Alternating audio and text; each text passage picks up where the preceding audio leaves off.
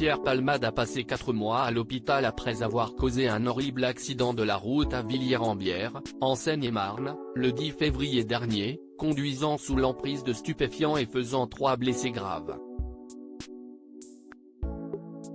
Interné à Bordeaux, sa ville natale, à la fin de sa convalescence et sorti depuis début juin, l'acteur est toujours placé sous contrôle judiciaire strict.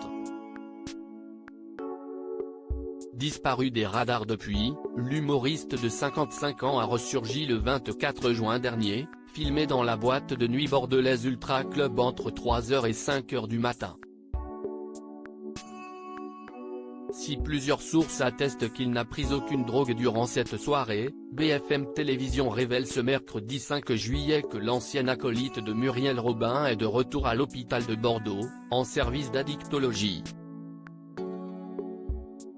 Selon nos confrères, c'est Pierre Palmade lui-même qui a demandé à retourner au sein de l'établissement le 30 juin dernier, soit 5 jours à peine après sa virée polémique en discothèque.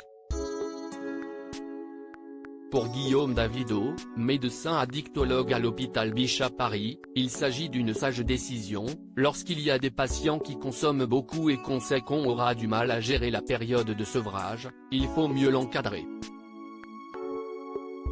Pour rappel, l'acteur consomme diverses drogues telles que la cocaïne et les médicaments de substitution depuis les années 1990. Avant son terrible accident, il aurait confié ne pas avoir dormi depuis 3 jours sous effet de la drogue et avoir consommé de la cocaïne, de l'alcool et 8 doses de 3 MMC, selon Le Figaro. Supérieur à Pierre Palmade, François Cluzet, Benoît Magimel. Les stars sans tabou sur leurs addictions. Pierre Palmade avait-il le droit d'être en boîte de nuit ? D'un point de vue légal, l'humoriste n'a bravé aucun interdit en se rendant en discothèque. Pierre Palmade n'est pas surveillé par bracelet électronique et son contrôle judiciaire l'autorise à sortir librement, du moment qu'il reste en région Nouvelle-Aquitaine, qu'il poursuive ses soins, qu'il n'entre pas en contact avec les victimes de l'accident dans lequel il est impliqué et enfin qu'il respecte son interdiction de conduire un véhicule. Au cours de ces quelques heures passées à l'Ultra Club, l'ex-mari de Véronique Sanson n'aurait fait aucun excès. Les gens étaient assez étonnés de le voir mais il n'y a pas eu d'incident. Plusieurs personnes ont parlé avec lui.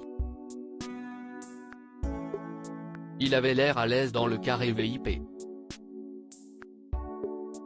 Il dansait de temps en temps, a déclaré Samy, le jeune homme qui serait à l'origine de la vidéo de Pierre Palmade en boîte ayant circulé sur les réseaux. Le 29 juin, Paris Match a dévoilé les consommations de l'humoriste, place, de rhum coca, le temps de discuter avec des clients. Crédit photo, Jacques Ovid Moreau.